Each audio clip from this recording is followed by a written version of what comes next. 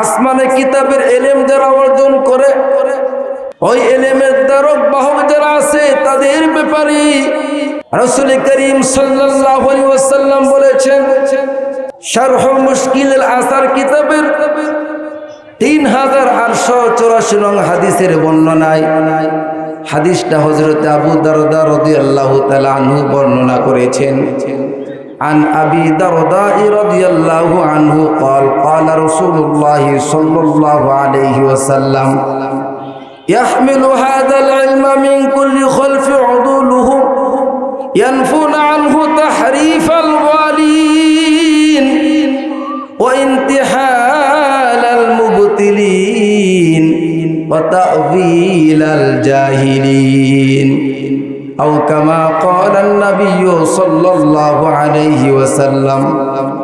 হযরত আবু দারদা থেকে বর্ণিত বিশ্বনবী মুহাম্মদুর রাসূলুল্লাহ বলেছেন, এই ইলমকে ধারণ করবে কিয়ামত পর্যন্ত আমার উম্মতের মধ্যে এক নির্ভরযোগ্য মানুষ, যারা এই ইলমকে তারা মুক্ত করবে সীমা লঙ্ঘনকারীদের বিকৃতি থেকে, বাতিল পন্থীদের মিথ্যাচার থেকে, ওয়াতাউবিলাল জাহিলিন এবং মূর্খদের ভুল ব্যাখ্যা বিশ্লেষণ থেকে কিয়ামত পর্যন্ত একদল মানুষ তারা এই ইলমকে সংরক্ষণ করবে। সুবহানাল্লাহ। তাহলে পবিত্র কোরআনুল কারীমের সূরা তাওবার 122 নম্বর আয়াত, শারহ মুশকিল আসার কিতাবে 3884 নং হাদিস দ্বারা আমরা জানতে পারলাম, বুঝতে পারলাম দ্বীনি ইলম শিক্ষা করা সকলের উপর ফরজে আইন না হলেও ফরজে কিফায়া। আর এই ফরজে কিফায়ার দায়িত্ব পালন করেছে বাংলাদেশের হাজার হাজার মাদ্রাসার লক্ষ লক্ষ তলেবে ইলম যারা এই ইলমটা শিখে যারা আলেম হয়েছে, এই আলেমদের কাছে দুনিয়ার সমস্ত মানুষেরই নি। সুবহানাল্লাহ বলে। আল্লাহ পাক রব্বুল ইজ্জতুল জালালের নিকট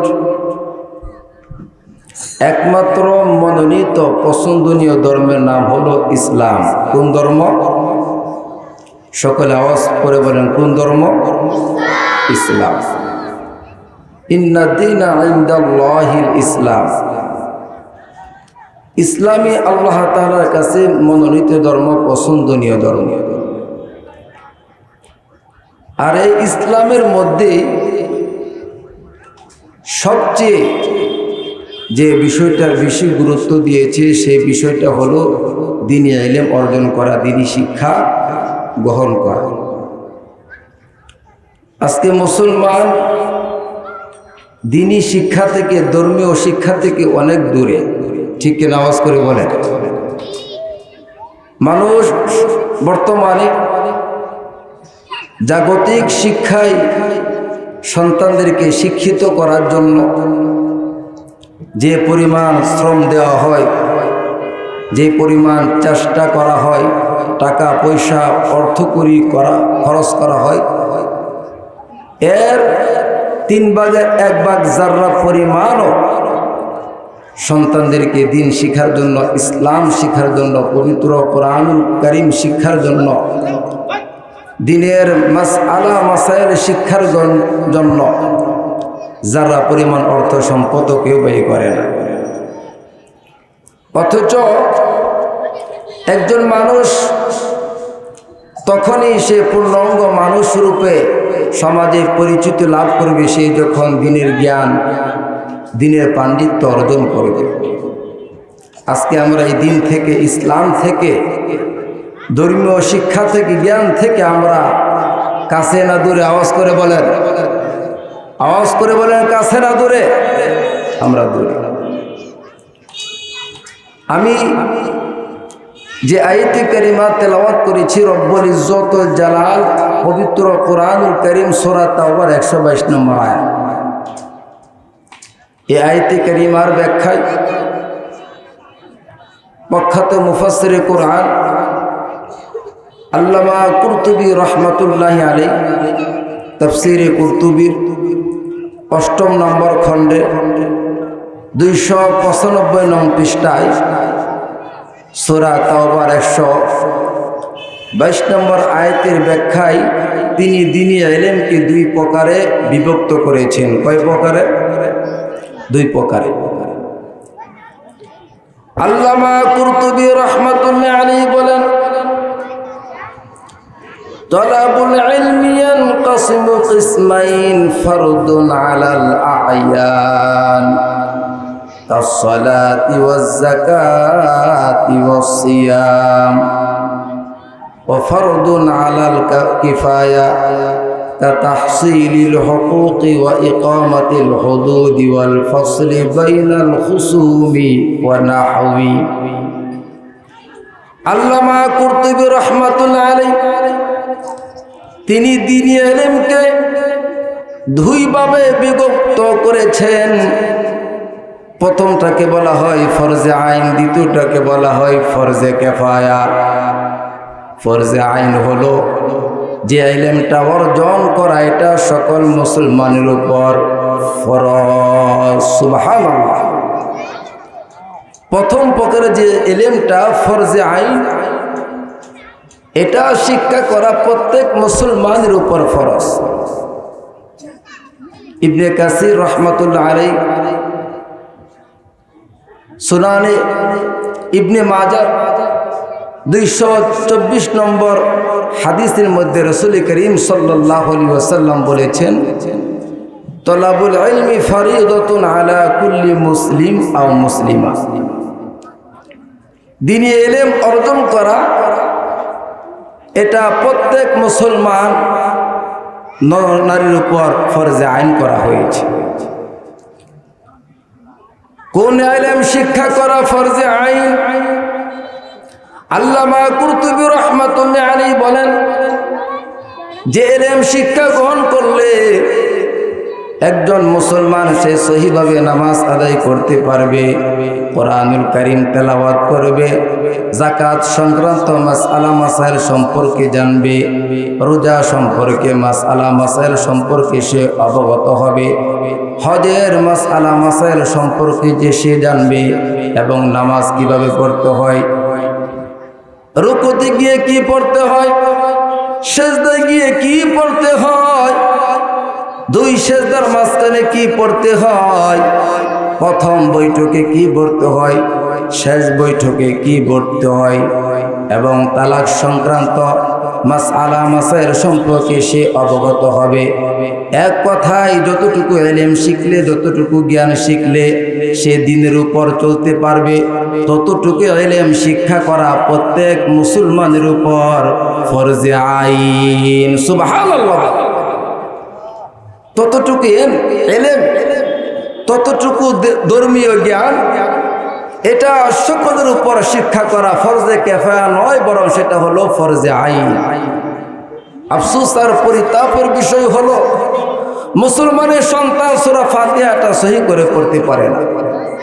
দ্বীনের মাসআলা মাসাইল তো দূরের কথা, সূরা ফাতিহাটা মুসলমানের সন্তান সহি করে পড়তে পারে না। এর চাইতে বড় দুর্ভাগ্যের বিষয় আমার আপনার আর কি হতে পারে? দ্বিতীয় প্রকারের ইলম হলো ফরজে কিফায়া, যেটা স্বতন্ত্রভাবে সকলের উপর ফরজ না হলেও সমষ্টিগত সকলের উপর ফরজে আইন। অর্থাৎ এই জ্ঞান যদি কেউ অর্জন না করে, কেউ না শিখে, তাহলে সকলে গুনাহগার হবে, সকলে পাপী হবে, সকলে রব্বুল ইজ্জত ওয়াল জালালের কাঠগড়ায় আসামি হয়ে যাবে। এই ইলমটা হলো অনেক বিস্তৃত ইলম। এক কথায় দ্বীনের গভীর পাণ্ডিত্য অর্জন করা, এটা হলো ফরজে আইন নয়, ফরজে কিফায়া। রব্বুল ইজ্জত ওয়াল জালাল আমার তেলাওয়াতকৃত আয়াতের মধ্যে আল্লাহ জানায়া দিলেন, وَمَا كَانَ الْمُؤْمِنُونَ لِيَنْفِرُوا كَافَّةً فَلَوْلَا نَفَرَ مِنْ كُلِّ فِرْقَةٍ مِّنْهُمْ طَائِفَةٌ لِيَتَفَقَّهُوا فِي الدِّينِ وَلِيُنذِرُوا قَوْمَهُمْ إذا رجعوا لعلهم يحذرون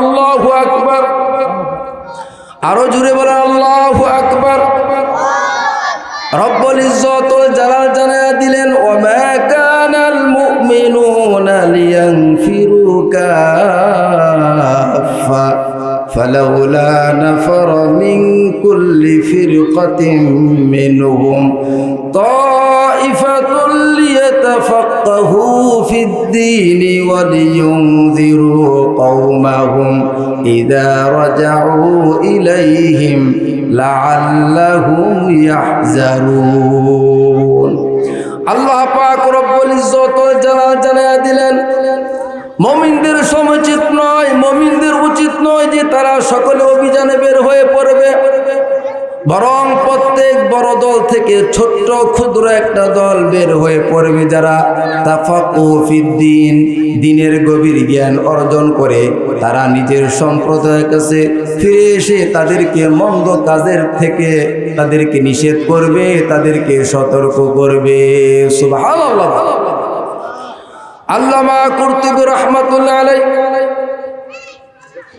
তাফসীরে কুরতুবী 8 নম্বর খণ্ডের 293 নং পৃষ্ঠায় এই আয়াতের ব্যাখ্যায় আল্লামা কুরতুবী রাহমাতুল্লাহ আলাইহি বলেন هذه الآية أصل في وجوب طلب العلم وفي هذا إيجاب التفقه في الكتاب والسنة وأنه على الكفاية دون الأعيان طلب العلم فضيلة عظيمة ومرتبة شريفة لا يوازيها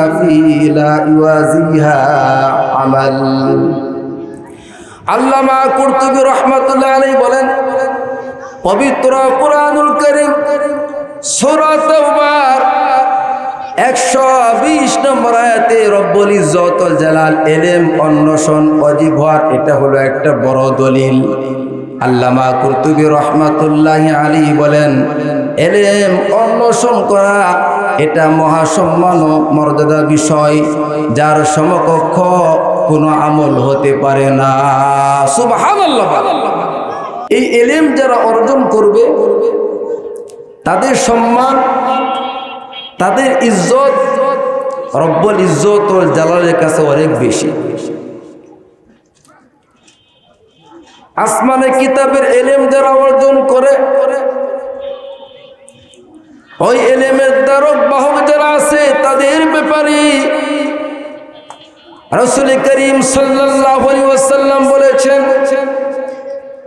শারহ মুশকিল আল-আসার কিতাবের 3884 নং হাদিসের বর্ণনায় হাদিসটা হযরত আবু দারদা রাদিয়াল্লাহু তাআলা আনহু বর্ণনা করেছেন عن أبي درداء رضي الله عنه قال قال رسول الله صلى الله عليه وسلم يحمل هذا العلم من كل خلف عدولهم ينفون عنه تحريف الغالين وانتحال المبتلين وتأويل الجاهلين أو كما قال النبي صلى الله عليه وسلم حضرت أبو درداء থেকে বর্ণিত বিশ্বনবী মুহাম্মদুর রাসূলুল্লাহ বলেছেন এই ইলমকে ধারণ করবে কিয়ামত পর্যন্ত আমার উম্মতের মধ্যে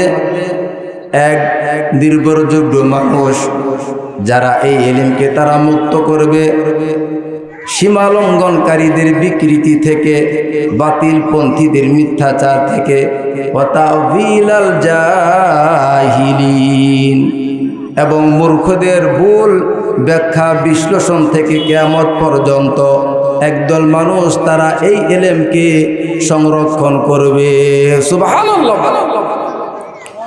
তাহলে পবিত্র কুরআনুল কারীমের সূরা তাওবার 122 নম্বর আয়াত শারহু মুশকিল আসার কিতাবে 3884 নং হাদিস দ্বারা আমরা জানতে পারলাম বুঝতে পারলাম দ্বীনি ইলম শিক্ষা করা সকলের উপর ফরজে আইন না হলেও ফরজে কিফায়া আর এই ফরজে কিফায়ার দায়িত্ব পালন করেছে বাংলাদেশের হাজার হাজার মাদ্রাসার লক্ষ লক্ষ তলেবে ইলম যারা এই ইলমটা শিখে যারা আলেম হয়েছে, এই আলেমদের কাছে দুনিয়ার সমস্ত মানুষেরই ঋণী। সুবহানাল্লাহ বলে। এই ইলম যারা অর্জন করে, যারা হাফেজ কোরআন হয়েছে, মাওলানা মুফতি হয়েছে, ওনাদের কাছে গোটা পৃথিবীর মানুষ ঋণী। প্রধানমন্ত্রী আলেমের কাছে ঋণী, রাষ্ট্রপতি আলেমের কাছে ঋণী, স্পিকার আলেমের কাছে ঋণী, এমপি মন্ত্রী আলেমের কাছে ঋণী, শিল্পপতি যারা আছে তারা আলেমের কাছে ঋণী। কেন ঋণী? তারা তোমাকে ফরজে কিফায়ার গুনাহ থেকে বাঁচায়া দিছে। একজন আলেম, সে আলেম হয়ে তোমাকে গুনাহ থেকে বাঁচায়া দিছে। এজন্য জগতের সমস্ত মানুষ যারা ইলম শিখে নাই, সাধারণ মানুষ যারা ডাক্তার হয়েছে, ইঞ্জিনিয়ার হয়েছে, বিজ্ঞানী হয়েছে, যারা এমপি মন্ত্রী হয়েছে, এই ইলম শিক্ষা করা তাদের উপর ফরজে কিফায়া ছিল, তারা শিখতে পারে নাই। এই ইলম অর্জন করেছে উলামায়ে কেরাম। এজন্য উলামায়ে কেরাম মানুষের কাছে সম্মানের পাত্র কি পাত্র না? আওয়াজ করে বলে। উলামায়ে কেরাম সম্মানের পাত্র। আজকে উলামায়ে কেরাম তারা ধর্মীয় জ্ঞান যদি শিক্ষা গ্রহণ না করতেন, তাহলে আপনারা সকলেই ফরজে কিফায়া ছেড়ে দেওয়ার গুনাহ প্রত্যেকের আমল নামায় হয়ে যেত। আজকে এই উলামায়ে কেরামদেরকে মানুষ তিরস্কার করে, এই উলামায়ে কেরামদেরকে মানুষ গালমন্দ করে। আমরা বিগত দিনগুলোতে দেখেছি উলামায়ে কেরামের হাতের মধ্যে হ্যান্ডকাপ পরিয়েছে, উলামায়ে কেরামের কোমরের মধ্যে রশি বেঁধে তাদেরকে জেলখানে নিয়েছে, তাদেরকে জগৎবাসীর সামনে হেনস্থ করেছে, অপমানিত করেছে।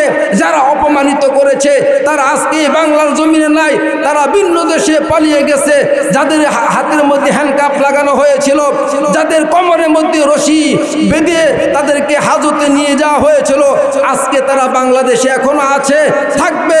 তাদেরকে এই বাংলা জমিন থেকে কেউ কখনো মুছে ফেলতে পারবে না, ঠিক কিনা? আওয়াজ করে বল। কারণ উলামায়ে কেরামের সম্মান আল্লাহ দিয়েছেন। যারা ধর্মীয় জ্ঞান শিক্ষা করবে তাদের জ্ঞান রব্বুল ইজ্জতুল জালাল দিয়েছেন। সূরা মুজাদালার 11 নম্বর আয়াতের মধ্যে রব্বুল ইজ্জতুল জালাল জানায়া দিলেন, ইয়ারফাইল্লাহুল্লাযীনা আমানু মিনকুম ওয়াল্লাযীনা উতুল ইলমা দারাজাত আল্লাহু বিমা তা'মালুনা খবীর।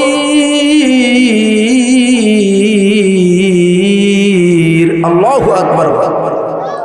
রব্বুল ইজ্জতুল জালাল বলে, তোমাদের মধ্যে যারা ঈমান এনেছে, যাদেরকে জ্ঞান দান করা হয়েছে, রব্বুল ইজ্জতুল জালাল তাদের সম্মান, তাদের মর্যাদা বহু গুণে বৃদ্ধি করে দিয়েছেন। সুবহানাল্লাহ বলে। জাগতিক যে ইলম শিক্ষা গ্রহণ করে, রব্বুল ইজ্জতুল জালাল তাদের সম্মান বহু গুণে বৃদ্ধি করে দেন নাই। রব্বুল ইজ্জতুল জালাল বলেছেন, যারা ইলমে ওহীর জ্ঞান যারা অর্জন করে, আসমানি কিতাবের ইলম যারা অর্জন করে, রব্বুল ইজ্জতুল জালাল তাদের মর্যাদা সম্মান দুনিয়াতে আছে, পরকালে আছে না নাই? আওয়াজ করে বলে। পরকালে কম না বেশি? কত বেশি? অনেক বেশি। অফুরন্ত নিয়ামত, অফুরন্ত সম্মান রব্বুল ইজ্জতুল জালাল তাদেরকে দিবেন যারা দুনিয়ার জমিনে যারা ধর্মীয় জ্ঞান শিখেছে এবং মানুষদেরকে শিখিয়েছে। আমার ভাইয়েরা, আমার বন্ধুগণ, একজন তালেবে ইলমের সম্মান রব্বুল ইজ্জতুল জালালের কাছে কত বেশি। হাদিসের বিখ্যাত কিতাব মুসনাদে আহমদের 21715 নং হাদিসের বর্ণনা এসেছে, একজন তালেবে ইলম সে যখন ইলম শিক্ষা করার জন্য ঘর থেকে বের হয়, তার সম্মান, তার ফজিলত রব্বুল ইজ্জতুল জালালের কাছে কত বেশি।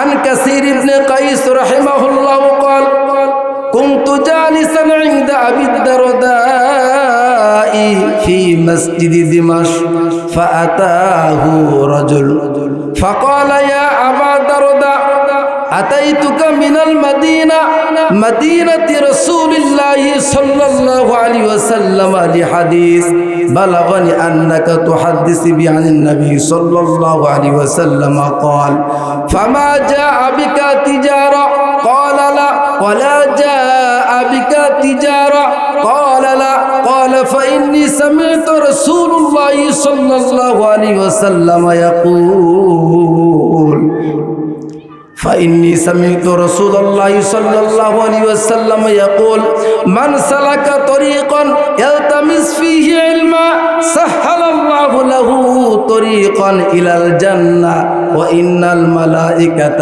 لتضع أجنحتها رضا لطالب العلم وإن طالب العلم يستغفر له من في السماء والأرض حتى الحيتان في الماء সুবহানাল্লাহ বলেন, আওয়াজ করে বলেন সুবহানাল্লাহ। হযরতে কাসির ইবনে কাইস থেকে বলল, তিনি বলেন আমি দামেস্কের জামে মসজিদে হযরত আবু দারদার কাছে বসা ছিলাম। ফাআতাহু রাজুল, এক ব্যক্তি ওনার আসলেন, এসে বলল ফাকালা ইয়া আবা দারদা, হে আবু দারদা, আমি রাসূল করিম সাল্লাল্লাহু আলাইহি ওয়াসাল্লামের শহর মদিনা থেকে আমি তোমার কাছে এসেছি, শুধু এই উদ্দেশ্যে এসেছি যে আমি জানতে পেরেছি তুমি রাসূলুল্লাহ থেকে একটি হাদিস শ্রবণ করেছি, শুনেছ। ওই হাদিসটা শোনার জন্য আমি তোমার কাছে এসেছি। হযরত আবু দারদা বলে ফামা জা আবিকা তিজারা, তুমি তো কোনো ব্যবসার উদ্দেশ্যে আসনি। লোকটি বলল না, আমি কোনো ব্যবসার উদ্দেশ্যে আসিনি। হযরত আবু দারদা বলেন তুমি কি অন্য কোনো উদ্দেশ্যে এসেছো?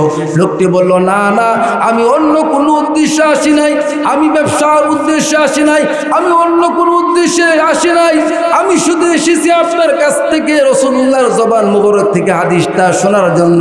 হযরত আবু দারদা বলেন আমি রাসূলুল্লাহকে বলতে শুনেছি, আল্লাহ রাসূল সাল্লাল্লাহু আলাইহি ওয়াসাল্লাম বলেছেন মান সালাকা তরিকান ইয়ালতামিস ফীহি ইলমা সাহালাল্লাহু লাহু তরিকান ইলাল জান্নাহ। বিশ্বনবী মুহাম্মদুর রাসূলুল্লাহ বলেছেন কোন লোক যখন জ্ঞান অর্জনের জন্য কোন রাস্তা অবলম্বন করে রব্বুল ইজ্জতুল জালাল ওই ব্যক্তির জন্য জান্নাতের পথটা সহজ করে দেন। সুবহানাল্লাহ। আল্লাহ রাসূল বলে ওয়া ইন্নাল মালাইকাতা লাতাদাউ আজনিহাতাহা রিদাল লিতালিবিল ইলম। আল্লাহ রাসূল সাল্লাল্লাহু আলাইহি ওয়াসাল্লাম বলেন যে ইলম শিক্ষা করার জন্য, ইলম অর্জন করার জন্য ঘর থেকে বের হলো, ফেরেশতাগণ তার প্রতি সন্তুষ্ট হয়ে তাদের ডানা বিছায়া দেন। ওয়া ইন্না তালিবাল ইলমি ইস্তাগফিরু লাহু মান ফিস সামাই ওয়াল আরদি হাত্তাল হিতানি ফিল মা। আল্লাহ রাসূল বলেন যে ইলম শিক্ষা করার জন্য বের হয়, তার জন্য আসমান এবং জমিনের মধ্যে যা কিছু আছে ওই ইলম অন্বেষণকারীর জন্য আল্লাহ তাআলার কাছে মাগফিরাত কামনা করতে থাকে। হাদিসের মধ্যে এসেছে আল্লাহ রাসূল বলেন হাত্তাল হিতানি ফিল মা, এমনকি পানির নিচের মাছও ওই ইলম অন্বেষণকারীর জন্য রব্বুল ইজ্জতুল জালালের কাছে মাগফিরাত কামনা করতে থাকে। সুবহানাল্লাহ বলেন। ওই ইলমের দাম কম না বেশি? আওয়াজ করে বলে। যে ব্যক্তি ধর্মীয় জ্ঞান শিক্ষা করার জন্য ঘর থেকে বের হোক, তাকে এত পরিমাণ ফজিলত রব্বুল ইজ্জতুল জালালের পক্ষ থেকে দেওয়া হয়। সম্মানিত হাজিরিন, সময় আসলে সংক্ষিপ্ত, আমার হাতে ওই সমাজেতে আরও অনেক বক্তা আছে, ওনারাও কথা বলবে। এজন্য যতটুকু কথা আমি বললাম, রব্বুল ইজ্জতুল জালাল এ কথাগুলোর উপর আমাকে আপনাকে সকলকে আমল করার তৌফিক দান করুন। সকলে আমিন বলেন। সর্বশেষ কথা হলো, আমি আমার সন্তানকে ধর্মীয় জ্ঞান শেখাবো। আমি যদি হাফিজুল কোরআন বানাতে নাও পারি, মাওলানা মুফতি যদি বানাতে নাও পারি, অন্তত আমার সন্তান যাতে ধর্মীয় প্রাথমিক যে শিক্ষাটা আছে, নামাজ কিভাবে পড়তে হয়, রোজা কিভাবে রাখতে হয়, যাকাত কিভাবে দিতে হয়, হজ কিভাবে পালন করতে হয়, সন্তান যখন বিবাহ করবে বিবাহ সংক্রান্ত বা সালাম আসেল, এক কথায় দিনের সাধারণ যে জ্ঞানটা আছে ওই জ্ঞানটা আমি আপনি আমাদের সন্তানদেরকে শিক্ষা দিব, যাতে এই সন্তান বড় হয়ে সে যাতে যাতে গুমরা না হয়ে যায়, সে যাতে পথভ্রষ্ট না হয়ে যায়। এজন্য ভর্তি করাবেন। 2 সন্তান না থাকে নাতিরে ভর্তি করাবেন, যদি নাতি না থাকে প্রতিবেশীকে ভর্তি করাবেন। যদি প্রতিবেশীও না পান তাহলে এই মাদ্রাসার মধ্যে এতিম অসহায় মিসকিন ছাত্র ছাত্রী যারা আছে আপনি তাদেরকে সাহায্য সহযোগিতা করবেন। রব্বুল ইজ্জত ওয়াল জালাল আজকের এই মাহফিলকে, এই আয়োজনকে, এই মাদ্রাসাকে, এলাকাবাসীকে কবুল করো। সকলে আমিন বলেন। ওয়া আখির দাওয়ানা আনিল হামদুলিল্লাহি রাব্বিল আলামিন।